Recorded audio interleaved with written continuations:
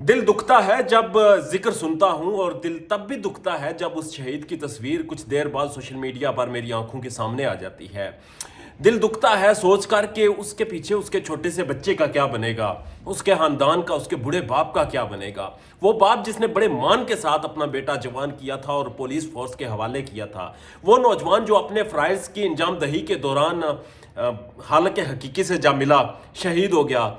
मीरपुर का फखर है और मीरपुर पुलिस ने एक बहुत अच्छा इकदाम किया कि पुलिस ट्रेनिंग कॉलेज जो मीरपुर है उसका नाम उस शहीद के नाम से मंसूब करने का फैसला किया। फिर वहाँ पर एक रोड, एक चौक को भी उसके नाम से मंसूब करने का फैसला किया।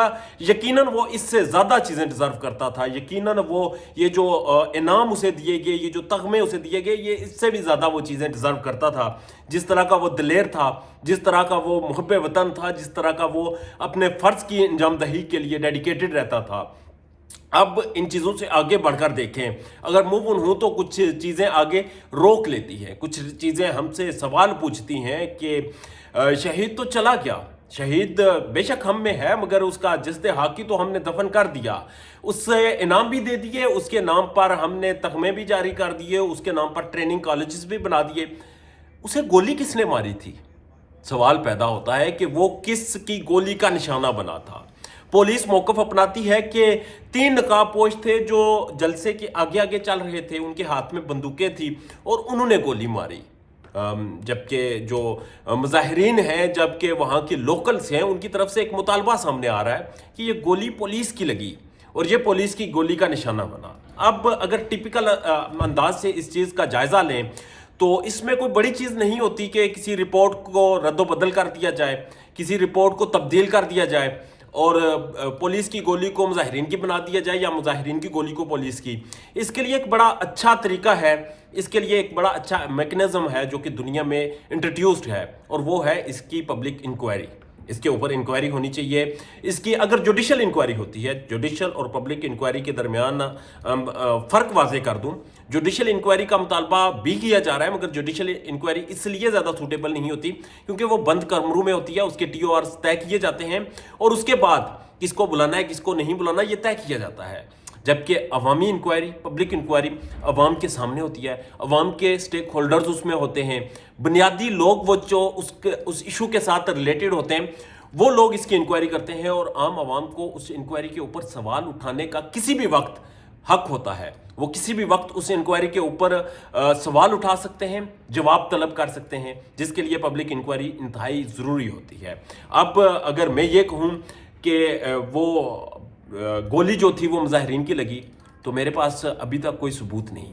अगर मैं ये कहूँ कि ये गोली पुलिस की लगी तो भी मेरे पास कोई सबूत नहीं, मगर मेरे पास एक मुतालबा है कि वो शहीद जो कि अपने फ़राइज़ की अंजाम दही के लिए इस दुनिया से चला गया, वो शहीद हो गया, वो गोली उसने सीने पर खाई, उसे गोली मारने वाला इतनी आसानी से माफ़ तो नहीं होना चाहिए। अगर उसे गोली मारने वाला उन मुजाहिरीन में था तो पुलिस का ये काम बनता है कि आइडेंटिफाई करें, उस गोली को मैच करें, उस गोली के ऊपर जो इंक्वायरी हो वो इंक्वायरी इस गोली को मैच करे, इस मुलज़म को मैच को सामने लाए और उसको ऐसी सज़ा मिलनी चाहिए कि वो इंतशार के आज़ाद कश्मीर में दोबारा कोई सोचे भी ना इंतशार करने का।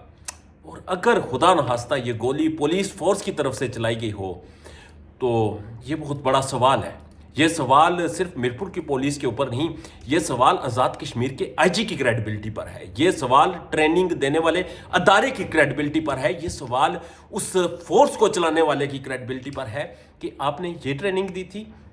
मैंने वहाँ पर देखे विजुअल्स देखे, वहाँ पर कुछ विजुअल्स सामने आते हैं जिसमें पुलिस एहलकार भागते हैं, मुजाहिरीन उन पर पथराव करते हैं और भागते हुए विजुअल्स में नज़र आता है कि एक पुलिस एहलकार अपनी बंदूक सीधी करता है, वीडियो रुक जाती है, वीडियो फ़ोन वो जो कैमरा था वो मिसप्लेस हो जाता है, मगर यहाँ तक तो नज़र आता है कि उसने बंदूक सीधी की है। अब ये वो वक्त था क्योंकि मकामी लोग कहते हैं कि ये जब जिस टाइम पुलिस इस तरह से भागी थी तो गोली उसी टाइम लगी थी क्योंकि उस टाइम में तो पुलिस की बंदूकें भी सीधी नज़र आ रही थी।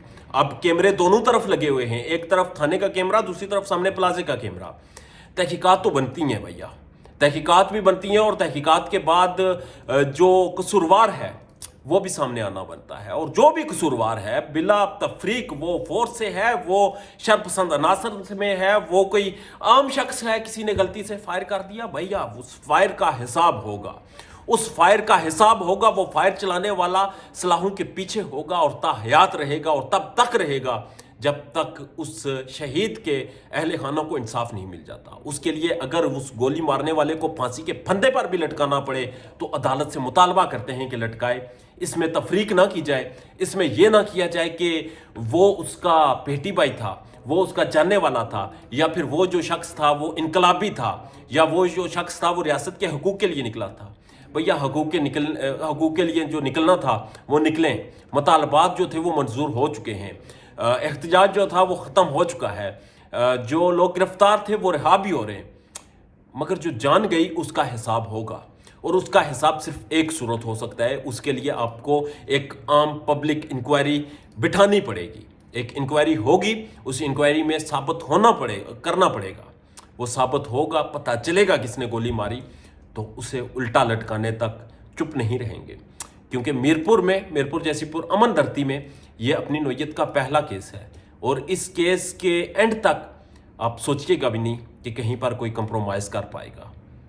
ना तो कंप्रोमाइज़ होने देंगे, और ना ही ज़िम्मेदारों को किसी ताकत के पीछे, किसी शेड के पीछे छुपने देंगे। अपना और अपने चाहने वालों का ढेर ज़्यादा ख्याल रखिएगा। इजाज़त दीजिए, अल्लाह ने के पान।